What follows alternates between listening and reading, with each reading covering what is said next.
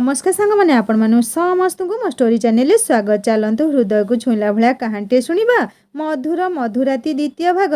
प्रथम भाग तो आपण मैंने निश्चय शुणी सारी गोटे कथा पचारि सत कह शुभ कहले कही मुंड टुंगारिला मधु आउ टिके पाखकू लगी आसी शुभ कहले अरे एमिति तलकू मुह पोती खाली मुंड हलई देले हेबनी मो मुह को चाह आउ मो आखि को देख तलकू अनै मुरुकी मुरुकी हसुथिला मधु हाथ मुठारे सेजटाକୁ मुठेई धरिथिला।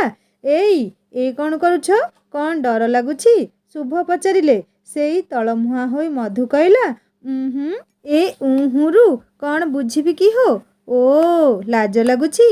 मधु कहला ताहेले से कथा कहून। निज हाथ मुठारे मधुर हाथ को चापा स्पर्श देई शुभ कहले तेबे मते कुह ए लाजटा एमिति आउ केते दिन चलिब। हाँ शुणिछि लाज हेउछि नारीर गहना तुम देहरे नेसी होई रहिथिबा एई लाज ही तुमको सौंदर्यमयी करि देइछि। तुम सरलता आहुरी सरल करि देइछि। हेले मते कुह तुम बापा एते कम बयस तुमको काहींकी बाहा देबाकू चाहिए। आउ गोटे कथा पचारि सत कहब बोली मोर विश्वास। मधु एथर मुंड उठेई धीर स्वर कहला हाँ पचार आगरू कहीदेउछि मते किछि खराब भाबियो नाही। मन को आसिला बास पचारि देली सतरे कौन मो पूर्वर तुम जीवन में आउ कौनसी पुरुष केबे आसी नथिले। चमकी पड़ला मधु चाऊ किना कला छाती ता माने स्वामी तार ताकू संदेह करुछंती किंतु काहींकी से तांको सहित मन खोली मिसी पारुनी बोली तांको सहित हसी हसी गपी पारुनी बोली ना देहरे देह लगेई बसी पारुनी बोली। आजिकाली सबु पुଅ तो एया ही चाहती तार दूरेई दूरेई रहिबाटा शुभकांतंकु संदेह भितर को टाणी आनिछि। हाँ यह ही सत हेले एबे कौन करिब से बुद्धि बाट दिसुनी। किछि दिन तो केते सुंदर भाबरे कथा हेले भाबिथिला शुभकांत जड़े हृदयवान मनीष ताकू से भल पाती आउ विश्वास भी करती। प्रथम राति रे एते सुंदर कथा सबू कहले शरीरर मिलन अपेक्षा मन को मिलन ही दाम्पत्य प्रेम को शक्त करिथाए ए कथा से निजे कहिथिले। एबे कौन कहब से केमिति बा कहब जे कौनसी पुरुष आसीबा तो दूरर कथा से ता जीवन रे कौनसी पुरुषर छाई मध्य पड़िबाकू देइनी। स्वप्न रे सुधा केबे काहाकू देखिनी किंबा मन भितरे भी केबे काहाकू भाबिनी। पाठपढ़ा छड़ा घर काम कथा चिंता परे से थकी जाउथुला। राति रे सेजकू जाऊ जाऊ निद कुआड़े माड़ी बसुथुला। हाँ बोऊ जेतेबेले सामान्य चिकित्सा अभावरू मृत्युवरण कला से सबुबेले भाबुथुला मु पाठ पढ़ी बड़ हेले डाक्तराणी हेबी आउ गाँव रे रही ही लोक मानकर सेवा करिबी। हेले +2 परीक्षा फल बाहरिया परे बापा ताकू बाहा देई देले। तार सबु स्वप्न एई चुली मुंडरे हुत हुत जलुथिया भली जाली पोड़ी पाउंस हो गला। परीक्षा रे प्रथम होइतिला बोली मामू कहूतले भाई जहा पछे कर दरकार पड़िले जमी दियरा बिक्री करी देई झियटाकू पाठ पढ़ाओ। हेले बापा बोधे मो भरोसा करि पाले नाही।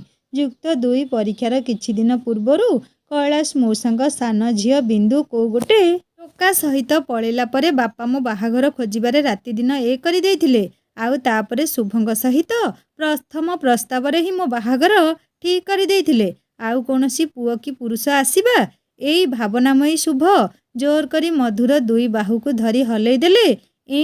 चमकी पड़ला मधु किछि कहिलनी जे एते समय धरी कौन भाबुथिल। जेते बेले निजर चरित्र उपरे स्वामी प्रश्न उठेइछंती सेते बेले ताकू एठी मुह खोलिबाकू पड़िबो।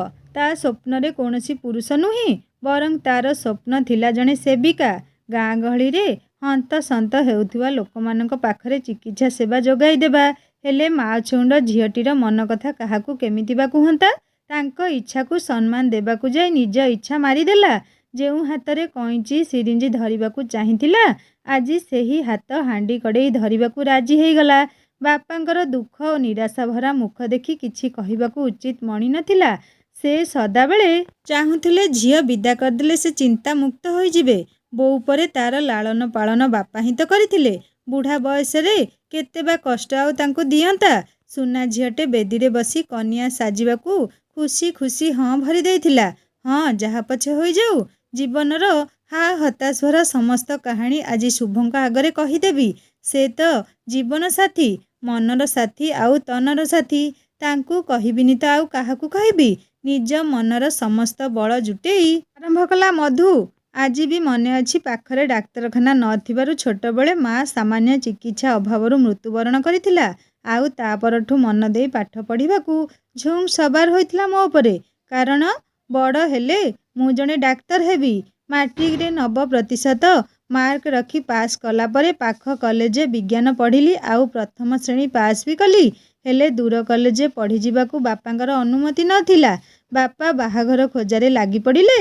ଆଉ ସତ କହିବି, ବାପାଙ୍କ ପରେ ପ୍ରଥମ ପୁରୁଷ ତୁମେ, ଯିଏ ମୋତେ ପ୍ରଥମ ସ୍ପର୍ଶ କଲେ। ଆଉ ସେଇ ପ୍ରଥମ ପୁରୁଷ ତୁମେ, ଯାହାଙ୍କ ପାଇଁ ପ୍ରଥମ ମିଳନ ରାତିରେ ମୋ ମନରେ ଦୁର୍ବଳତା ସୃଷ୍ଟି ହୋଇଥିଲା। ସେହି ପ୍ରଥମ ରାତିରେ ଜଣେ ଅଚିହ୍ନା ପୁରୁଷ ଯେତେବେଳେ ମୋର ଅସହଜ ଭାବକୁ ଅନୁଭବ କରି ଯିଏ ସେହି କୋଠରୀରୁ ପ୍ରସ୍ଥାନ କରିଥିଲେ, ସେଦିନ ସେହି ଚରିତ୍ରବାନ ପୁରୁଷଙ୍କ ପ୍ରତି ମୋ ମଥା ଆପେ ନଇଁ ଯାଇଥିଲା। ଆଉ ତାଙ୍କର ଅହେତୁକ ବିଳମ୍ବତା ମୋତେ ଅସହ୍ୟ ଯନ୍ତ୍ରଣା ଦେଇଥିଲା। ହେଲେ ପର ମୁହୂର୍ତ୍ତରେ ମୁଁ ଅନୁଭବ କଲି ତାହା ଯନ୍ତ୍ରଣା ନଥିଲା। ତାହା ଥିଲା ମୋ ଉଦ୍ବେଳିତ ମନର ଅକୁହା ପ୍ରେମ। ଯେଉଁ ପ୍ରେମ ପ୍ରଥମ ଥର ହିଁ ଉପଲବ୍ଧି ହୋଇଥିଲା। ଆଉ ତାପରେ ମୁଁ ତନ ମନ ପ୍ରାଣରେ ନିଜକୁ ସମର୍ପଣ କରିଦେଇଥିଲି ସେହି ଦେବତାଙ୍କ ଚରଣରେ। ବାସ୍, ତୁମେ ଆରମ୍ଭ ଆଉ ତୁମେ ହିଁ ଶେଷ। ଆଉ ୟା ପରେ ବି ଯଦି ତୁମର ବିଶ୍ୱାସ ନ ହେଉଥାଏ, ତେବେ ତୁମେ ମୋର ଗାଁ ଆଉ ସ୍କୁଲ କଲେଜ ସାଙ୍ଗସାଥୀଙ୍କ ଠାରୁ ସତ ସଂଗ୍ରହ କରିପାର। ଏକା ନିଃଶ୍ୱାସକରେ ଏତକ କହିସାରିଲା ବେଳକୁ ମଧୁର କଣ୍ଠ ଜାକି ହୋଇ ଆସୁଥିଲା ଆଉ ଆଖି ଭରି ଆସିଥିଲା। କୋଳେଇ ନେଲେ ଶୁଭକାନ୍ତ। ନିବିଡ଼ ଭାବରେ ଜଡ଼େଇ ଧରିଲେ। କପାଳରେ ସରୁ ଚୁମ୍ବନଟିଏ ଆଙ୍କିଦେଇ କହିଲେ, ଆଜିଠାରୁ ତୁମେ ମଝିଆଣୀ ବୋହୂ ନୁହେଁ, ଡାକ୍ତରାଣୀ ବୋହୂ ଭାବରେ ନାମିତ ହେବ। ଏପରି ଏକ ଅଜବ ପ୍ରଶ୍ନ କରି ତୁମ ମନରେ ଆଘାତ ଦେଇଥିବାରୁ ମୋତେ କ୍ଷମା କରିଦେବ। ମୁଁ ଜାଣିଛି ତୁମେ ସ୍ୱଚ୍ଛ ଓ ନିର୍ମଳମନା ଝିଅଟିଏ। ହେଲେ ତୁମର ଲକ୍ଷ୍ୟ ଡାକ୍ତରୀ ପଢ଼ିବା ଶୁଣି ମୁଁ ଆଶ୍ଚର୍ଯ୍ୟ ହୋଇଥିଲି। ଆଉ ଏହାର ସତ ଉଗାଳିବାକୁ ମୁଁ ଏହି ପଥ ହିଁ ଆପଣେଇଥିଲି। ଏଥିରେ ମୁଁ ଏମିତି ଏକ ପ୍ରଶ୍ନ ଖୋଜିଥିଲି ଯେଉଁଥିରେ ତୁମକୁ କଷ୍ଟ ହେବ ଆଉ ତୁମେ ସହଜରେ ତୁମର ମନ କଥା ମୋ ଆଗରେ ପ୍ରକାଶ କରିବ। ଆଉ ମୁଁ ସଫଳ ହେଲି।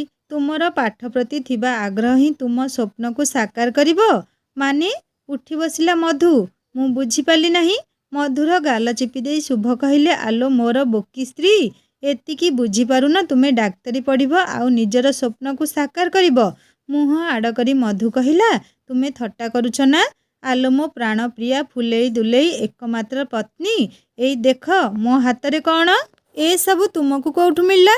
ଆଶ୍ଚର୍ଯ୍ୟ ହୋଇ ପଚାରୁଥିଲା ମଧୁ। ଏସବୁ ମୁଁ ତୁମ ଘରୁ ମଗେଇ ଦେଇଛି। ଆରେ ମୁଁ ତ ଆଶ୍ଚର୍ଯ୍ୟ ହେଲି ତୁମର ସାର୍ଟିଫିକେଟ୍ ସବୁ ଦେଖି। ସବୁ ବିଷୟରେ 90%ରୁ ଅଧିକ ମାର୍କ ଆଣିଛ। ଏମିତି ଏକ ସୁନ୍ଦର ପ୍ରତିଭା ବିଷୟରେ ଜ୍ଞାତ ହେବା ପରେ ତାଙ୍କର ଅଧୁରା ସ୍ୱପ୍ନ ଆଉ ଅସୁହା ଇଚ୍ଛାକୁ ଜାଣିଲା ପରେ ଭାବୁଛି କି ମୁଁ ଗୋଟେ ଯୋଗ୍ୟ ସ୍ୱାମୀ ହୋଇ ଦେଖାଇବି। ଘର ସଂସାର ଜଞ୍ଜାଳ ଭିତରେ ଟିକିଏ ଉପରକୁ ଉଠେଇ ମୁଁ ତୁମକୁ ପଢ଼େଇବାକୁ ଚାହେଁ। ମଲ୍ଲୀଟିଏ ବଣରେ ଫୁଟି ଝରିଯିବା ଆଗରୁ ମୁଁ ତାକୁ ଉଠେଇ ନେଇ ସହର ବଜାର ଗାଁ ସାହି ସବୁଆଡ଼େ ତାର ବାସ ଚହଟେଇ ଦେବାକୁ ଚାହେଁ। କ'ଣ ତୁମେ ଖୁସି ତ? ଗପି ଚାଲିଥିଲେ ଶୁଭ। ତାଙ୍କ ମୁହଁକୁ ହାଁ କରି ଚାହିଁଥିଲା ମଧୁ। ବିଶ୍ୱାସ ହେଉନଥିଲା ଏସବୁ ସ୍ୱପ୍ନ ନା ସତ। ଯେଉଁ ସ୍ୱପ୍ନ ସେ ବାପାଙ୍କ କୋଳରେ ଥାଇ ଦେଖୁଥିଲା, ଆଜି ସେହି ସ୍ୱପ୍ନ ବିବାହ ପରେ ସ୍ୱାମୀ ତାର ପୂରଣ କରିବେ। ଯାହା ସହିତ ମାତ୍ର କେତେ ଦିନର ପରିଚୟ। ସମ୍ପର୍କ ତ ଏଇ ଏବେ ଏବେ ଆରମ୍ଭ ହେଉଛି। ଭଲ କରି ମଜବୁତ ବି ହୋଇନି। ସେ ପୁଣି ତାର ଇଚ୍ଛା ଅନିଚ୍ଛା ବିଷୟରେ ଅବଗତ ହେଲେ ବା କିପରି? ମୁହଁ ଖୋଲି କିଛି କହିବା ପୂର୍ବରୁ ହାତ ପାହାନ୍ତାରେ ଅଧାଗଢ଼ା ସ୍ୱପ୍ନଟାକୁ ଆଣି ଉଭା କରାଇଲେ। ଅସମ୍ଭବ ଇଚ୍ଛାଟା ଯେତେବେଳେ ହାତ ପାପୁଲିରେ ଆସି ଆପେ ଧରା ଦିଏ ନା, ଚାହେଁ ଉଡ଼ିଯିବାକୁ ଖୁବ୍ ଦୂରକୁ, ନୀଳାମ୍ବୁ ଅମ୍ବର ବକ୍ଷକୁ। ଏଇ କ'ଣ ଏମିତି ଆବାକାବା ହୋଇଯାଉଛ? ଆରେ ଆରେ, ଏଇ କ'ଣ ମୋତେ ଭିଡ଼ି ଧରି ଏମିତି କାନ୍ଦୁଛ କାହିଁକି? କ'ଣ ମୁଁ କିଛି ଭୁଲ କହିଛି? ହଉ ବାବା, ତୁମର ଯଦି ଆଗକୁ ଆଉ ପଢ଼ିବାକୁ ଇଚ୍ଛା ନାହିଁ ତେବେ ଠିକ୍ ଅଛି। ମୁଁ ତୁମକୁ କଦାପି ବାଧ୍ୟ କରିବି ନାହିଁ। ତୁମେ କହୁଥିଲ ନା, ମା ଥିଲେ ସିନା ମନ କଥା ଖୋଲି କହିପାରିଥାନ୍ତ। ହେଲେ ନ କହିବି ତୁମ ମନ କଥାକୁ ବାପା ତୁମର ଅତି ସହଜରେ ବୁଝିପାରିଥିଲେ। କିନ୍ତୁ ଆଜିକାଲିର ସମାଜ ଅର୍ଥ କଥା ଚିନ୍ତା କରି ନିଜର ସାହସ ହରାଇଥିଲେ। ତୁମର ବାହାଘର କରିଦେବାକୁ ଚେଷ୍ଟା କରୁଥିଲେ। କାରଣ ତୁମ ବାପାଙ୍କର ଇଚ୍ଛା ଥିଲା ଯଦି ଜୋଇଁ ବୁଝିବାର ହେଲା, ତେବେ ଝିଅର ଇଚ୍ଛାକୁ ପରିପ୍ରକାଶ କରିବେ, ଯାହାକି ସେ ଏକଥା ମୋ ଆଗରେ କହିଥିଲେ। ଆଉ ମୁଁ ମନେ ମନେ ଭାବିଲି ମୁଁ ଯଦି ଆଗକୁ ବଢ଼ିପାରିଲି ନାହିଁ, ତେବେ ମୋ ସ୍ତ୍ରୀର ଇଚ୍ଛାକୁ ନିଶ୍ଚିତ ପୂରଣ କରିବି। ଆଉ ସେଇଥିପାଇଁ ତୁମ ମନର ଇଚ୍ଛା ଜାଣିବା ପାଇଁ ମୁଁ ମିଛ ପ୍ରଶ୍ନଟିଏ କଲି। ଯେଉଁଥିରେ ତୁମେ ଭାବପ୍ରବଣ ହୋଇ ମନ ତଳେ ଚାପି ରଖିଥିବା ଅକୁହା କଥା ମୋ ଆଗରେ ପ୍ରକାଶ କରିବ। ଆଉ ତୁମର ଇଚ୍ଛା ମୁତାବକ ମୁଁ ତୁମ ସ୍ୱପ୍ନ ପୂରଣ କରିବି। କିନ୍ତୁ କେବେ ଭାବିନଥିଲି ଅଜାଣତେ ତୁମକୁ ଏମିତି ଆଘାତ ଦେବି ବୋଲି। ଏଇ ମୋତେ କ୍ଷମା କରିଦିଅ ନା। କଥା ଦେଉଛି ଆଗକୁ ଏସବୁର ଧ୍ୟାନ ରଖିବି ନିଶ୍ଚିତ। ଶୁଭଙ୍କର କଣ୍ଠ ରୁଦ୍ଧ ହୋଇ ଆସୁଥିଲା। ଶୁଭଙ୍କର ହାତକୁ ଜାବୁଡ଼ି ଧରି ମଧୁ କହିଲା, ଏମିତି ବାରମ୍ବାର କ୍ଷମା ମାଗି ମୋତେ ଆହୁରି ଲଜ୍ଜିତ କରନି। ତୁମ ସ୍ୱାମୀପଣିଆ ଆଗରେ ମୋ ମୁଣ୍ଡ ନଇଁ ଯାଉଛି। ଏ ଆଖିରେ ଏହା କୌଣସି ଆଘାତପ୍ରାପ୍ତ ଲୁହ ନୁହେଁ। ଏହା ମୋର ଅନ୍ତରର ଅଫୁରନ୍ତ ଖୁସିର ମୁକ୍ତଧାରା। ଏହାକୁ ବହିଯିବାକୁ ଦିଅ। ସତରେ ବାପାଙ୍କୁ ନ କହିବି ସେ ମନ କଥା ବୁଝିପାରୁଥିଲେ, ହେଲେ ମୁଁ ତାଙ୍କୁ ଖରାପ ଭାବୁଥିଲି। ମଧୁ ଓଠ ଉପରେ ହାତ ରଖି ନିବିଡ଼ ଆଲିଙ୍ଗନରେ ଜଡ଼ାଇ ଧରିଲେ ଶୁଭ। ଚିନ୍ତା କରନି ମଧୁସ୍ମିତା, ମୁଁ ଏମିତି ସାରା ଜୀବନ ତୁମ ସାଙ୍ଗରେ ରହିଥିବି। ତୁମ ହାତ ଧରି ବାଟ ଚାଲୁଥିବି। ତୁମ ଖୁସିରେ ଖୁସି ହୋଇ ହସୁଥିବି। ଆଉ ଦୁଃଖ ତୁମକୁ ସ୍ପର୍ଶ କରିବାକୁ ଦେବି ନାହିଁ। କାନ୍ଦ କାନ୍ଦ ମୁହଁରେ ହସୁଥିଲା ମଧୁ। ଏତେ ଭଲ ପାଉନି ମୋତେ, ଡର ଲାଗୁଛି। ମୋ ଜୀବନକୁ ସ୍ୱର୍ଗରେ ପରିଣତ କରିଥିବାରୁ ମୁଁ ତୁମ ପାଖରେ ସର୍ବଦା କୃତଜ୍ଞ। ହେ ମୋର ସୁନ୍ଦରୀ ପ୍ରିୟା, ତୁମେ ଏମିତି ଶିକ୍ଷକ ବନେଇ ଦରଖାସ୍ତ ଲେଖିଲେ ମୋର ସବୁ ପ୍ରେମ ପାଣି ଫାଟିଯିବ। ହେ ହେ ହେ ହସି ହସି ଗଡ଼ିଗଲା ମଧୁ। ଏତେ ମଜାଳିଆ କଥା ସବୁ କୋଉଠୁ ଶିଖିଥିଲ? ମୁହଁରେ ସ୍ମିତ ହସ ଖେଳେଇ ଶୁଭ କହିଲେ, ମୋ ସୁନ୍ଦରୀ ସ୍ତ୍ରୀକୁ ଦେଖିବା ପରେ ମୁଁ ସବୁ ଶିଖିଗଲି। ଆଖିରେ ଆଖିରେ ସେ ମୋତେ ଆସି ସବୁ ଶିଖେଇ ଦେଲେ। ଯା, ସବୁବେଳେ ଖାଲି ଲାଜ ମିଶା ହସରେ ମଧୁ ନିଜକୁ ମୁକୁଳେଇବାକୁ ଚେଷ୍ଟା କରୁଥିଲା। ହେଲେ ଶୁଭଙ୍କ ନିବିଡ଼ ବାହୁବନ୍ଧନରୁ ମୁକୁଳିବା ପରିବର୍ତ୍ତେ ସେ ନିବିଡ଼ରୁ ନିବିଡ଼ତା ଆଡ଼କୁ ଟାଣି ହୋଇ ଯାଉଥିଲା। କିଛି ସମୟ ମିଠା ଆଳାପ ପରେ ଗମ୍ଭୀର ଦିଶିଲା ମଧୁ। ଶୁଭ ଉଠି ଯାଉ ଯାଉ କହିଲେ, ପୁଣି କ'ଣ ହେଲା ମହାରାଣୀ? ମୁହଁ କାହିଁକି ଶୁଖେଇଲ? ପାଖକୁ ଆସି ଧୀର ସ୍ୱରରେ ମଧୁ କହିଲା, ହେଲେ ଘରେ ଭାଇ ଭାଉଜ ଏଇଥିପାଇଁ ରାଜି ହେବେ ତ? ଓହୋ, ଏଇ କଥା। ପାଖରେ ବସି ପଡ଼ିଲେ ଶୁଭ। ସେ ସବୁ ମୋ ଉପରେ ଛାଡ଼ି ଦିଅ। ତୁମେ କେବଳ ପାଠ ଉପରେ ଧ୍ୟାନ ଦିଅ। ଭାଇ ଭାଉଜଙ୍କୁ ବୁଝେଇବା ଦାୟିତ୍ୱ ମୋର। ଭାଉଜ ଯେଉଁ କଥା କଥାରେ ରୁଷୁଛନ୍ତି ନା, ସେଇଥିପାଇଁ ଡର ଲାଗୁଛି। ଓହୋ, ଯେବେ ଯାଏଁ ତୁମର ଏଇ ସ୍ୱାମୀ ତୁମ ସହିତ ଅଛି ସେବେ ଯାଏଁ କୌଣସି ଡର ତୁମକୁ କେବେ ଡରେଇ ପାରିବ ନାହିଁ। ହେଲା, ଏଥର ମନରୁ ଭୟଭ୍ରାନ୍ତି ଦୂରେଇ ପଢ଼ିବା ପାଇଁ ନିଜକୁ ପ୍ରସ୍ତୁତ କର। କଥା କ'ଣ କି ମୋର ଡାକ୍ତରୀ ପାଠ ଉପରେ ଏତେ ଜ୍ଞାନ ନାହିଁ। ତେଣୁ ମୁଁ ଭାବୁଛି ମୋର ଗୋଟେ ସାଙ୍ଗ ଏବେ ଡାକ୍ତରୀ ପାଇଛି। ତା ପାଖକୁ ଯାଇ ତାର ଟିକେ ପରାମର୍ଶ ନେବି। ତାପରେ ଆମେ ଆଗକୁ ବଢ଼ିବା। ପଛରୁ ପୁଣି ହାତଟାକୁ ଭିଡ଼ି ଧରିଲା ମଧୁ। ଯାଉ ଯାଉ ପଛକୁ ମଧୁର ମୁହଁକୁ ବୁଲି ଚାହିଁଲେ ଶୁଭ। ଢଳ ଢଳ ଆଖିରେ ଆଖିଏ ସ୍ୱପ୍ନ ଉଙ୍କି ମାରୁଛି। କ'ଣ କିଛି କହିବ? ଥଙ୍ଗମଙ୍ଗ ହୋଇ ଛେପ ଢୋକି ମଧୁ କହିଲା, ବହୁତ ପଇସା ଲାଗିବ। ଏତେ ପଇସା? ହସି ଦେଇ ଶୁଭ କହିଲେ, ହେତ୍ ପାଗଳୀ ସ୍ତ୍ରୀଟା ମୋର। କହିଲି ନା ତୁମର କେବଳ ପଢ଼ିବା ଚିନ୍ତା। ଘର ପଇସାପତ୍ର ସେସବୁ ମୋ ଦାୟିତ୍ୱ। ବାସ୍, ମୋର ଲକ୍ଷ୍ୟ ରହିବ କେବଳ ତୁମ ସ୍ୱପ୍ନ ପୂରଣ କରିବା। ବାସ୍, ଯାଅ ଏବେ ଟିକେ ଶୋଇପଡ଼ ଆଉ ତୁମ ସ୍ୱପ୍ନ ଆଇନାରେ ଡାକ୍ତରାଣୀ ବୋହୂର ରୂପଟାକୁ ଦେଖୁଥାଅ।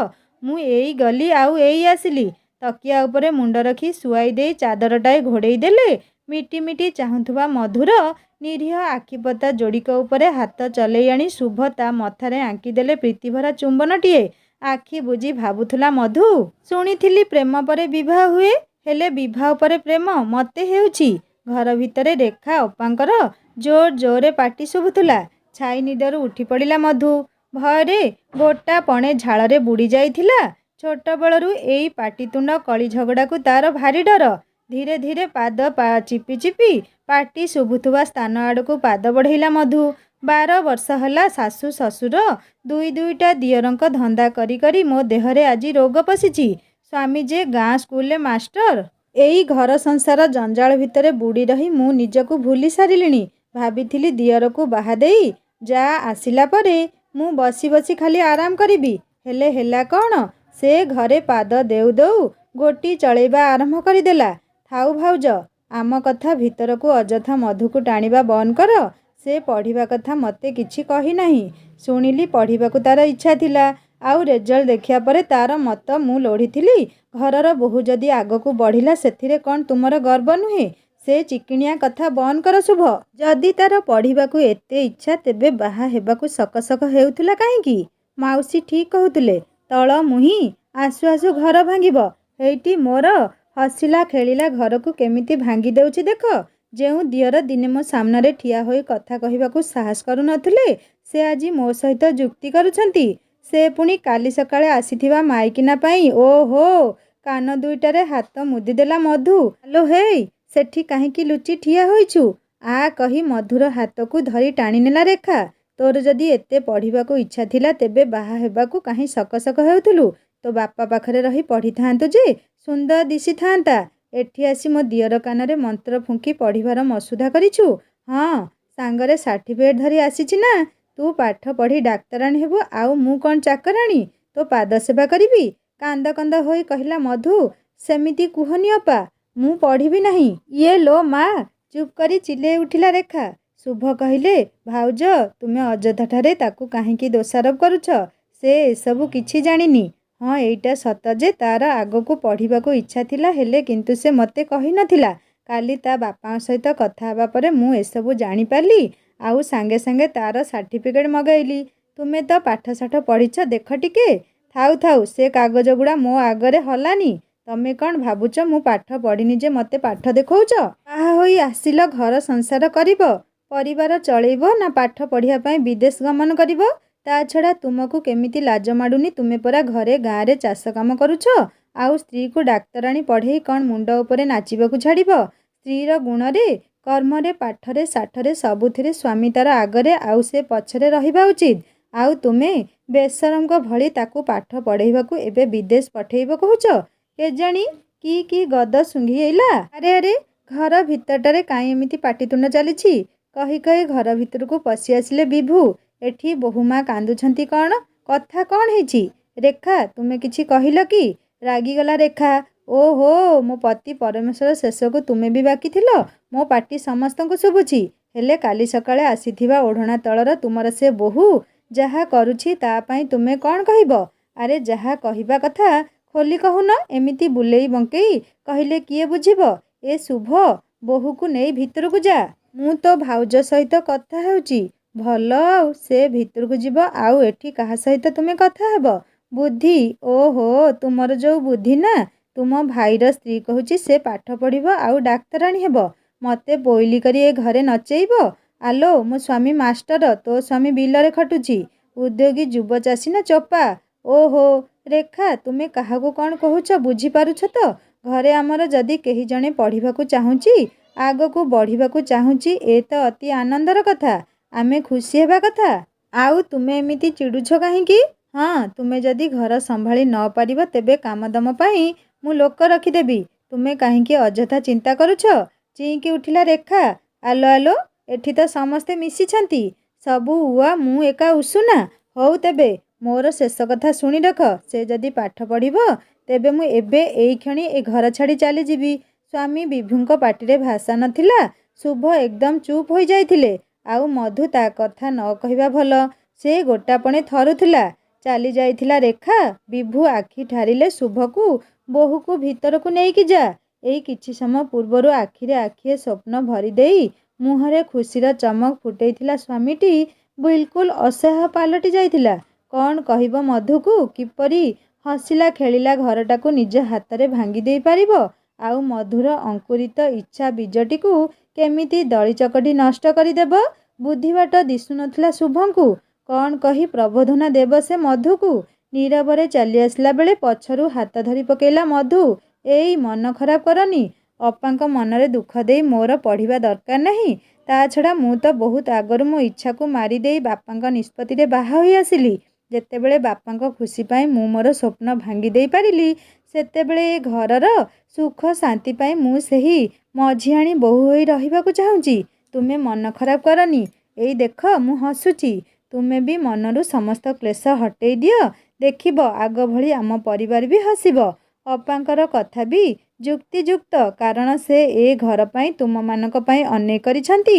ମୁଁ ଆସିବା ପରେ ସେ ବିଶ୍ରାମ ନେବା କଥା, ହେଲେ ମୁଁ ଆସୁ ଆସୁ ଏପରି ଘରୁ ଯାଇ ବାହାରେ ରହି ପଢ଼ିବାଟା କ'ଣ ଠିକ୍? କିଛି ସମୟ ପାଇଁ ଆମେ ଟିକିଏ ସ୍ୱାର୍ଥପର ହୋଇଯାଇଥିଲେ। ମୁଁ ବି ଅନ୍ଧ ପାଲଟି ଯାଇଥିଲି।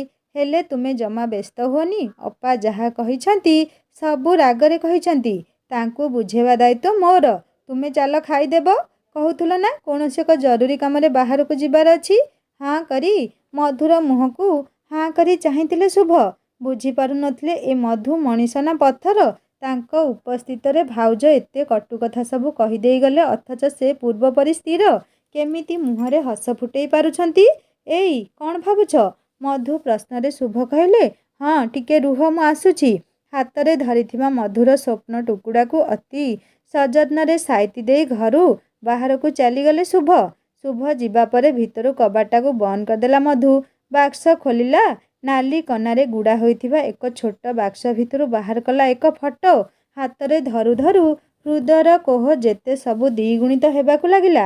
ଆଖିର ଲୁହ ଯେତେ ସବୁ ହାବୁକା ମାରି ବହି ଚାଲିଥିଲେ। ବୋଉଲୋ, ଯଦି ତୋର ଏମିତି ଯିବାର ଥିଲା ମୋତେ ଦୁନିଆକୁ ଆଣି କାହିଁ ହନ୍ତସନ୍ତ କରୁଥିଲୁ? ତୋ ଅଭାବ କେବେ ବାପା ଜାଣିବାକୁ ଦେଇନାହାନ୍ତି। ବାପା ବୋଉ ଦୁଇଜଣଙ୍କ ସ୍ନେହ ଦେଇ ସେ ମୋତେ ବଡ଼ କରିଛନ୍ତି, ତଥାପି କାହିଁକି କେଜାଣି ମନ ତୋତେ ହିଁ ଝୁରେ। ତୋ ଅନୁପସ୍ଥିତିକୁ ଅଙ୍ଗେ ଅଙ୍ଗେ ଅନୁଭବ କରେ। ଅଫସୋସ ତୁ ଏବେ ଥାଆନ୍ତୁ କି ମନର ସବୁ ଯନ୍ତ୍ରଣା ତୋ ଆଗରେ ଗାଇ ଦେଇ ଟିକେ ହାଲକା ହୋଇଯାଆନ୍ତି। ହେଲେ ବୋଉ, ଜାଣିଛୁ ତୋ ଜ୍ୱଇଁ ବହୁତ ଭଲ। ଏତେ ଭଲ ଯେ ଯାହାଙ୍କୁ ପ୍ରଥମ ଦିନରେ ହିଁ ମୁଁ ଭଲ ପାଇ ବସିଥିଲି। ଆଉ ସେ ବି ମୋତେ ଗୋଟିଏ ସ୍ତ୍ରୀଠାରୁ ଅଧିକ ମର୍ଯ୍ୟାଦା ଦେଇଛନ୍ତି। ଆଉ କ'ଣ ଲୋଢ଼ା? ସ୍ୱପ୍ନ ନହେଲା ନାଇଁ ମୋତେ ଆଶୀର୍ବାଦ କର ଯେମିତି ମୁଁ ତୋ ପରି ଭଲ ବୋହୂଟିଏ ହୋଇ ବାହାରେ। ହଁ, ଭୁଲ କହିଲି ଲୋ ବୋଉ। ବୁଦ୍ଧିମତୀ ମଝିଆଣି ବୋହୂ ସମସ୍ତଙ୍କର ମନ ଜାଣିପାରେ। ଜାଣିଛୁ ବୋଉ, ବେଶୀ କଷ୍ଟ ହେଲେ ତୋ ସହିତ ଦିପଦ କଥା ହୋଇଗଲେ ଭାରି ଭଲ ଲାଗେ। ମନ ଭିତରେ ଚାପି ରହିଥିବା ବେଦନା ସବୁ ଏଇ ଆଖି ଦେଇ ସରିଯାଏ। ମୁଁ ଜାଣିଛି ତୁ ଏଇଠି ଅଛୁ ମୋ ପାଖରେ। ସେଇଥିପାଇଁ ତ ଏକୁଟିଆ ଡରିଗଲା ବେଳେ ତୁ ଘୋଡ଼େଇ ଦେଉ ତୋର ମମତା ପଣତ ଆଉ ଜାକି ଧରୁ କୋଳରେ ତୋହର। କବାଟରେ ମୃଦୁ ଆଘାତ। ଶୋଇ ପଡ଼ିଲ କି ମଧୁସ୍ମିତା? ବାହାରେ ଶୁଭଙ୍କର କଣ୍ଠସ୍ୱର ଶୁଣି ଚମକି ପଡ଼ିଲା ମଧୁ। ଆଖିରୁ ଲୁହ ପୋଛି ତରବରରେ ଫଟୋଟିକୁ ଯଥା ସ୍ଥାନରେ ରଖିଦେଲା। ପୂର୍ବବତ୍ ମୁହଁରେ ଧାରେ ହସ ଖେଳେଇ କବାଟ ଖୋଲିଲା। ଶୋଇଥିଲ? ପଚାରିଲେ ଶୁଭ। ହୁଁ କହି ଚାଲିଗଲା ବେଳେ ପଛରୁ ତା ହାତକୁ ଧରି ପକେଇଲେ ଶୁଭ। ମିଛ କହି ମୋତେ ତୁମେ ଏମିତି ଚେଷ୍ଟା କରି ଚାଲି ଯାଉଛ କ'ଣ ପାଇଁ? କାନ୍ଦି କାନ୍ଦି ଆଖି ଫୁଲେଇ ଦେଉଛ ଆଉ ଶୋଇଥିଲ ବୋଲି ବାହାନା କରୁଛ। ହେ ହେ ହେ, ମିଛ କାହିଁକି କହିବି? ଦେଖୁନ ମୁଁ କେମିତି ହସୁଛି। ଓଠରେ ମିଛ ହସଧାରେ ଫୁଟେଇ କହିଲା ମଧୁ। ପାଖକୁ ଟାଣି ଆଣି ନିଜ ପାଖରେ ବସେଇ ଦେଇ ଶୁଭ କହିଲେ, ଦେଖ ଆଜି ବି ତୁମେ ମୋତେ ନିଜର ଭାବିନ। କାନ୍ଦ ଲାଗୁଛି ଯଦି ତେବେ ଆସନା ମୋ କାନ୍ଧରେ ମଥା ରଖି ମନ ଭରି କାନ୍ଦନା। ବିଶ୍ୱାସ କର, ନିଶ୍ଚିତ ତୁମକୁ କୋଳକୁ ଆଉଜେଇ ନେବି। କ'ଣ ଏତିକି ଭରସା ମୋ ଉପରେ ନାହିଁ? ବାସ୍, ପଦିଏ କଥାରେ ମିଛ ହସଟା ଓଠରୁ କୁଆଡ଼େ ମିଳେଇଗଲା। ଅଧେକା ଯନ୍ତ୍ରଣା ଯେତେ ଆସି ଆଖି ଭିତରଟାକୁ ରୁନ୍ଧି ପକେଇଲେ। ମଧୁର ଶତ ଚେଷ୍ଟା ସତ୍ତ୍ୱେ ଦରଦୀ ବନ୍ଧୁ ନିକଟରେ ଦୁଃଖ ନଦୀର ବନ୍ଧଟା ଭାଙ୍ଗିଗଲା। ଉଛୁଳା ଲୁହ ଏକାଠି ହୋଇ ବହି ଚାଲିଥିଲେ। କୋହ ଭିତରେ ରଖି ଜଳିବା ଅପେକ୍ଷା ସେ ସବୁ ଲୁହ ହୋଇ ବହିଯିବା ଉଚିତ। କେବେ ଯଦି ଏ ହତଭାଗ୍ୟ ସ୍ୱାମୀ ତୁମକୁ କିଛି ଦେଇ ନ ପାରେ, ତେବେ ଏହି କାନ୍ଧ ଉପରେ ମଥା ରଖି କାନ୍ଦିବାକୁ ତୁମ ପାଖରେ ସଦା ରହିଥିବ। ନିଜେ କିଛି କରିପାରିଲି ନାହିଁ ବୋଲି ଭାବିଥିଲି ତୁମ ସ୍ୱପ୍ନ ପୂରଣ କରିବି। ହେଲେ ସେତକ ବି ସମ୍ଭବ ହେଲାନି। ଏ କଥା କହୁ କହୁ ଶୁଭଙ୍କ ଆଖି ଯୋଡ଼ିକ ଛଳଛଳ ହୋଇ ଉଠିଥିଲା। ରୁଦ୍ଧି ହୋଇ ଆସୁଥିଲା କଣ୍ଠ। ସହିପାରିଲା ନାହିଁ ମଧୁ। କାନ୍ଦୁ କାନ୍ଦୁ ଉପରକୁ ମୁହଁ ଉଠେଇଲା ମଧୁ। ନିଜ ଲୁଗାକାନିରେ ସ୍ୱାମୀଙ୍କ ମୁହଁ ପୋଛି ଦେଇ କହିଲା, ଏମିତି କହି ମୋତେ ଆଉ କଷ୍ଟ ଦିଅନି। ଜାଣିନି ତୁମେ ମୋର କେଉଁ ପୁଣ୍ୟର ଫଳ। ହେଲେ ତୁମ ଭଳି ସ୍ୱାମୀ ପାଇ ମୁଁ ଆଜି ନିଜକୁ ଭାଗ୍ୟବତୀ ମନେ କରୁଛି। ମୋର ସବୁ ସ୍ୱପ୍ନ ଆଜି ତୁମ ଭିତରେ ହିଁ ସମାହିତ କରୁଛି। ଏଥର ମୁଁ ଏକା। ଆମେ ଦୁହେଁ ମିଶି ସ୍ୱପ୍ନ ଦେଖିବା ଆଉ ଆମେ ଦୁହେଁ ମିଶି ପୂରଣ କରିବା। ଠିକ୍ କହିଲ ମଧୁ। ମୁଁ ବି ଜାଣିପାରିଲି ଧୀରେ ଧୀରେ ତୁମେ ମୋତେ ପ୍ରେମରେ ପକେଇଦେଲ। ପ୍ରଥମ ଦିନରୁ ତୁମର ଏଇ କଥା କୁହା ଆଖି, ପଦ୍ମ ପାଖୁଡ଼ା ପରି ଓଠ ମୋତେ ସ୍ୱାମୀରୁ ପ୍ରେମିକ ବନେଇ ଦେଲା। ମୁଁ ତୁମକୁ ବହୁତ ଭଲ ପାଏ। ଏକ ନିବିଡ଼ ଆଲିଙ୍ଗନରେ ଜଡ଼ାଇ ଧରିଲେ ଶୁଭ। ବିଲକୁଲ ଲାଜକୁଳୀ ଲତାଟେ ଝାଉଁଳି ପଡ଼ିଲା ମଧୁ। ଓଠ ଉପରେ ଏକ ଉଷୁମ ସ୍ପର୍ଶ। ପ୍ରେମର ମହୁଆ ଝରରେ ମତୁଆଲା ଥିଲେ ଦୁଇ ସାଥୀ। ଶିବୁ ବାହାରେ ଡାକ ପକେଇଲା, ଭାଇ ଭାଇ। ଆରେ ଭାଉଜ ଦିନଟାରେ ଏମିତି କବାଟ କିଳି କିଏ କ'ଣ ପ୍ରେମ କରେ? ଭିତରେ ପ୍ରକୃତିସ୍ଥ ହେଲେ ଦୁଇ ପ୍ରେମ ପକ୍ଷୀ। ନିଜର ବେଶ ପରିପାଟି ସଜାଡ଼ି ନେଇ କବାଟ ଖୋଲିଲା ଶୁଭ। ଶିବୁ, କିରେ କ'ଣ ହେଲା? ମୁଁ ଟିକେ ଶୋଇ ପଡ଼ିଥିଲି। ଶିବୁ ଭିତରକୁ ଆସୁ ଆସୁ କହିଲା, ଭାଉଜ ରାଗିଲ କି? ତୁମ ମଝିରେ ଆସି ବାଧା ଦେଲି। ଆରେ ନାଇଁ ଶିବୁ, ଏମିତି କାହିଁକି ଭାବୁଛ? ତୁମେ ଯେତେବେଳେ ଚାହିଁବ ଆସିପାରିବ। ଖଟଟା ଉପରେ ବସିପଡ଼ି ଶିବୁ କହିଲା, ସତରେ ତୁମେ ଶୋଇଥିଲ ଭାଉଜ? ହେଲେ ଦୁହିଁଙ୍କ ଆଖି କିଛି ଅଲଗା ହିଁ କହୁଛି। ତ କୁହ, ବଡ଼ ଭାଉଜ କାହିଁକି ଆଜି ତୁମକୁ ପାଟି କରୁଥିଲେ? ଭାଇ ତୁ ଥାଉ ଥାଉ ସେ ଏତେ କଥା କହିଲେ ଅଥଚ ତୁ କୁଆଡ଼େ ଚୁପଚାପ ସବୁ ଶୁଣୁଥିଲୁ। ଶିବୁର ମୁଣ୍ଡ ଆଉଁସି ଦେଇ ଶୁଭ କହିଲେ, ବାଇଆଟା ତୁ କେବେଠୁ ଘର କଥାରେ ମୁଣ୍ଡ ପୂରେଇବା ଆରମ୍ଭ କଲୁଣୁ? କଲେଜରୁ ଏବେ ଆସିଲୁ? ଏଇ ଗଲ ତାକୁ ଆଗ ଖାଇବାକୁ ଦେଇଦେବ। ହଁ ମୋତେ କହ ତୋ ପରୀକ୍ଷା ପୁଣି କେବେକୁ ଘୁଞ୍ଚିଲା? ଭାଇ ଦେଖ କଥା ଘୋଡ଼େଇବା ପାଇଁ ଚେଷ୍ଟା କରନି। ବଡ଼ ଭାଉଜ ନିଜକୁ କ'ଣ ଭାବୁଛନ୍ତି କି?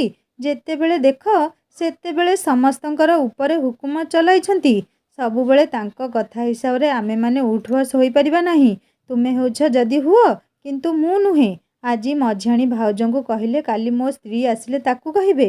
ହେଲେ ମଝିଆଣୀ ବୋହୂ ଭଳି ଯେ ସାନ ବୋହୂ ଯେ ଚୁପଚାପ ଠିଆ ହୋଇ ସବୁ ଶୁଣିବ, ସେ କଥା ହୋଇପାରିବ ନାହିଁ। ସମସ୍ତଙ୍କର ଜୀବନ ଅଛି, ନିଜ ନିଜର ଗୋଟେ ଇଚ୍ଛା ଅଛି। ହଁ ମାନୁଛି ବାପା ବୋଉ ଚାଲିଗଲା ପରେ ସେ ଏ ଘରକୁ ସମ୍ଭାଳିଥିଲେ, ଆମମାନଙ୍କର ଦାୟିତ୍ୱ ନେଇଥିଲେ। ତା ମାନେ କ'ଣ ଯାହାକୁ ଯାହା ପାଇବେ କହିବେ? ଅନ୍ୟମାନଙ୍କ ମନ ଇଚ୍ଛା ଉପରେ ତାଙ୍କର କ'ଣ ଅଧିକାର ଅଛି? ଚୁପ୍ ବଦମାସ। ଦେଖୁଛି ଆଜିକାଲି ଭାରି ବଢ଼ି ବଢ଼ି କଥା କହୁଛୁ। ଭାଉଜ ବିଷୟରେ ଆଉ ଗୋଟିଏ ବି ପଦ ମୁଁ ଶୁଣିବି ନାହିଁ। ଆଦେଶ ଦେବା ଭଙ୍ଗୀରେ କହିଲେ ଶୁଭ। ଭାଇ ମୁଁ ତୋ ପରି ଭାଉଜ ପ୍ରେମୀ ହୋଇପାରିବି ନାହିଁ। ଭାଉଜ ଯଦି ଚାହୁଁଛନ୍ତି ତେବେ ସେ ପଢ଼ିବେ, ନିଶ୍ଚିତ ପଢ଼ିବେ। ଦେଖ ଶିବୁ ବଡ଼ ପାଟି କରନି, ଭାଉଜ ଶୁଣିଲେ ମନ ଦୁଃଖ କରିବେ। ମୁଁ ପାଠ ଛାଡ଼ି ସାରିଲିଣି, ତେଣୁ ଆଉ ଇଚ୍ଛା ନାହିଁ। ତୁମ ଭାଇ କିଛି ନ ବୁଝି ଯାଇ ଭାଉଜଙ୍କୁ କହି ଜଣାଇଦେଲେ ଏ ଘରେ ମୁଁ ଶାନ୍ତି ଚାହେଁ। କାହିଁକି ଅଯଥା କଥା ପାଇଁ ଅପା ମନ ଦୁଃଖ କରିବେ ଆଉ ଘରେ ଅଶାନ୍ତି ସୃଷ୍ଟି ହେବ। ତେଣୁ କରି ଧନଟା ପରା, ମୋ କଥା ମାନି ଚୁପ୍ ରୁହ। ଚାଲ ମୁଁ ତୁମକୁ ଖାଇବାକୁ ଦେବି। ଜାଣିଛ ଆଜି କ'ଣ ରୋଷେଇ ହୋଇଛି? ଯାହା ରନ୍ଧା ହୋଇଥାଉ, ମୋର ଜାଣିବା କିଛି ଦରକାର ନାହିଁ। ଯାଉଛି ମୁଁ। ରାଗ ତମତମ ହୋଇ ଚାଲିଗଲା ଶିବୁ। ଶୁଭ କହିଲେ ତୁମେ ବ୍ୟସ୍ତ ହୁଅନି ପାଗଳାଟା, ବାହାରୁ ଟିକେ ବୁଲି ଆସିଲେ ସେ ସବୁ କିଛି ଭୁଲିଯିବ। ମୁଁ ଯାଉଛି ଦେଖେ ସେ କୁଆଡ଼େ ଗଲା। ଥମ୍ କରି ବସି ପଡ଼ିଲା ମଧୁ। କିଛି ଭଲ ଲାଗୁନଥିଲା। ସେ କେବେ ଚାହିଁନଥିଲା ତା ପାଇଁ ହିଁ ଘରେ ଅଶାନ୍ତି ସୃଷ୍ଟି ହେଉ। ଶିବୁ ଯଦି କିଛି କହିଦେଲେ ତେବେ ଅପା ବୋଧେ ଏ ଘରେ କାହାକୁ ରଖେଇ ଦେବେ ନାହିଁ। ଭାବିଥିଲା ଶାଶୁଘରେ ସମସ୍ତଙ୍କ ମନ ନେଇ ଚଳିବ। ହେଲେ ଅଜାଣତରେ ସେ ହିଁ ସବୁ ଅଶାନ୍ତିର କାରଣ ପାଲଟିଗଲା। ତାର ଭାବନାକୁ ଭଙ୍ଗ। ଫୋନ୍ଟା ବାଜି ଉଠିଲା। ବାପାଙ୍କର କଲ୍। କାନରେ ଦେଲା ସେ। ମାରେ କେମିତି ଅଛୁ? ଆଉ ଜୋଇଁବାବୁ କ'ଣ କରୁଛନ୍ତି? ଜୋଇଁ ତ ନୁହେଁ, ସୁନା ମୁଣ୍ଡା ଖଣ୍ଡିଏ। ମୁଁ ସିନା ତୋ ଇଚ୍ଛା ପୂରଣ କରିପାରିଲି ନାହିଁ, ହେଲେ ତୋ ସ୍ୱପ୍ନରେ ସେ ଡେଣା ବାନ୍ଧି ତତେ ଉଡ଼େଇବେ। ସେଇ ଖୁସିରେ କାଲି ରାତିସାରା ମୁଁ ଶୋଇପାରିଲି ନାହିଁ। ଆଚ୍ଛା ମା, ଝିଆରୀ ପୁତୁରା ଆଉ ଯା ସବୁ କ'ଣ କରୁଛନ୍ତି? ବହୁତ ଭଲ ପରିବାର। ଏ ମା, ମୋ କଥା ତତେ ଶୁଭୁଛି ତ? ତୁ କିଛି କହୁନୁ କାହିଁକି? ବାପା ଖୁସିର କି ଉତ୍ତର ଦେବ ସେ ନା କହି ତାଙ୍କ ମନ ଭାଙ୍ଗି ପାରିବ ନାହିଁ। ଗାଲ ଉପରେ ବୋହି ଆସୁଥିବା ଦୁଇଧାର ଲୁହକୁ ପୋଛି ପକେଇ ତଥମତ ହୋଇ କହିଲା ସେ, ମୁଁ ଭଲ ଅଛି ବାପା, ଏଠାରେ ସବୁ ଭଲ, ସମସ୍ତେ ଭଲରେ ଅଛନ୍ତି। ତୁମେ କେମିତି ଅଛ ବାପା? କ'ଣ ଖାଇଥିଲ?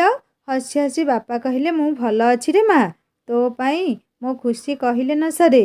ତୋ ଭାଗ୍ୟ ଭଲ ମା, ସେଇଥିପାଇଁ ତ ଏତେ ସୁନ୍ଦର ଶାଶୁଘର, ଏତେ ଭଲ ସ୍ୱାମୀ, ଦେଢ଼ଶୁର, ଦିଅର ସବୁ ସମସ୍ତେ ଭଲରେ ମା। ହେଉ ତୁ ସ୍ୱପ୍ନ ପୂରଣ ହେଉ। ସେତେବେଳକୁ କ'ଣ ମୁଁ ଥାଉ ବାପା, ତୁମେ ସେସବୁ ମୁଣ୍ଡରେ ପୁରାଅନି। ଇଏ କହୁଥିଲେ ଆମେ ଏଇ ଦିନେ ଦୁଇ ଦିନ ଭିତରେ ତୁମ ପାଖକୁ ଯିବୁ। ହଉ ଲୋ ମା, ଆସିବା ପୂର୍ବରୁ ମୋତେ ଟିକେ ଆଗୁଆ ଫୋନ୍ କରି କହିଦେବୁ। ମୁଁ ଜୋଇଁବାବୁଙ୍କ ପାଇଁ ଦେଶୀ କୁକୁଡ଼ାଟିଏ ଆଣି ରଖିଥିବି। ହଉ କହି ଫୋନ୍ ରଖିଲା। ସନ୍ଧ୍ୟା ହୋଇ ଆସିଲାଣି, ହେଲେ ଏଇ ଦୁଇ ଭାଉଜଙ୍କର ଦେଖା ନାହିଁ। ରୋଷେଇ ଘରକୁ ଗଲା ମଧୁ। କ୍ଷୀର ଢାଳି ଚା ବସେଇଲା। ଡବାରେ ଚିନି ନାହିଁ। ଯାଇ ପଚାରିଲା ଅପା, ଚା ବସେଇଥିଲି, ଚିନି କାଇଁ? ଯା ତୋ ସ୍ୱାମୀକୁ ପଚାରିବୁ। ଏଠି ଆସି ମୋତେ କ'ଣ କହୁଛୁ? ସାନ ଦିଅରକୁ ସବୁ କ'ଣ ଶିଖେଇଲୁ? ତୁ କ'ଣ ଭାବୁଛୁ ଉପରେ ଏମିତି କଅଁଳେଇ କଥା ହୋଇ ଭିତରେ ମୋ ବିରୁଦ୍ଧରେ ଷଡ଼ଯନ୍ତ୍ର କରିଛୁ? ମୋତେ ଆଗ କହ, ଦୁଇ ଭାଇଙ୍କୁ ଶିଖେଇ କୁଆଡ଼େ ପଠେଇଛୁ? ଚୁପ୍ କର ରେଖା। ସେ ଏ ଘରକୁ ନୂଆ ହୋଇ ଆସିଛି, ତା ସହିତ ଏପରି ରୁକ୍ଷ ବ୍ୟବହାର କ'ଣ ତୁମର ଠିକ୍ ଲାଗୁଛି? ତୁମେ ମନା କଲ, ସେ ପଢ଼ିବା ପାଇଁ ହିଁ ମନା କରିଦେଲା। ହେଲେ ପୁଣି ତୁମର ଅସୁବିଧା କେଉଁଠି ରହିଲା? ଯଦି ସେ ବଡ଼ ହିସାବରେ ତୁମକୁ କିଛି ପଚାରି ଆସିଛି, ତେବେ ତୁମେ ତାକୁ ଏତେ କଥା କାହିଁକି ଶୁଣାଉଛ? ଶେଷରେ ତମେ ବି। ଏତକ କହି ରେଖା ଜୋର ଜୋରରେ କାନ୍ଦିବାକୁ ଲାଗିଲା। ହଉ ହେଲା, ତୁ ଦେଢ଼ଶୁର, ଦିଅର ଆଉ ସ୍ୱାମୀକୁ ଧରି ରହ। ମୁଁ ଆଜି ଏଇକ୍ଷଣି ଏ ଘର ଛାଡ଼ି ଚାଲିଯିବି। ତ କହିଲେ ସାଙ୍ଗମାନେ, ଏଇଭଳିଆ ଯା କାହାରି ଭାଗ୍ୟରେ ନ ମିଳୁ। ସତରେ କ'ଣ ମଧୁର ଡାକ୍ତରାଣୀ ହେବା ଆଶାଟା ପୂରଣ ହେବ, ତାହା ଜାଣିବା ଏହି କାହାଣୀର ଭାଗ 3ରେ। କାହାଣୀ କେମିତି ଲାଗୁଛି ମୋତେ ନିଶ୍ଚୟ କମେଣ୍ଟ କରି ଜଣାଇବେ। ଆଉ ଯଦି ଭଲ ଲାଗୁଥାଏ ଲାଇକ୍ ଟିକେ କରିବେ, ସାଙ୍ଗମାନଙ୍କ ସହିତ ସେୟାର କରିବେ। ଆଉ ଯଦି ମୋ ଚ୍ୟାନେଲରେ ନୂଆ ଅଛନ୍ତି ତାହେଲେ ସବସ୍କ୍ରାଇବ୍ କରି ବେଲ୍ ଆଇକନ୍ ଦବାଇଦେବେ। ମୋର ଗୋଟେ ହିନ୍ଦୀ ଷ୍ଟୋରି ଚ୍ୟାନେଲ୍ ଯାହାର ଲିଙ୍କ୍ ମୁଁ ଏହି ଷ୍ଟୋରିର ଡେସ୍କ୍ରିପ୍ସନରେ ଦେଇଦେବି। ନୂଆ ନୂଆ କାହାଣୀ ଅପଲୋଡ଼ ହୋଇସାରିଛି, ଆପଣମାନେ ଭିଜିଟ୍ କରି କାହାଣୀ ଗୁଡ଼ିକୁ ଶୁଣିପାରନ୍ତି। ଏବେ ମୋତେ ବିଦାୟ ଦିଅନ୍ତୁ, ଜଲ୍ଦି ଆସିବି ଏହି କାହାଣୀର ପରଭାଗ ନେଇ। ରହୁଛି। ନମସ୍କାର, ଜୟ ଜଗନ୍ନାଥ।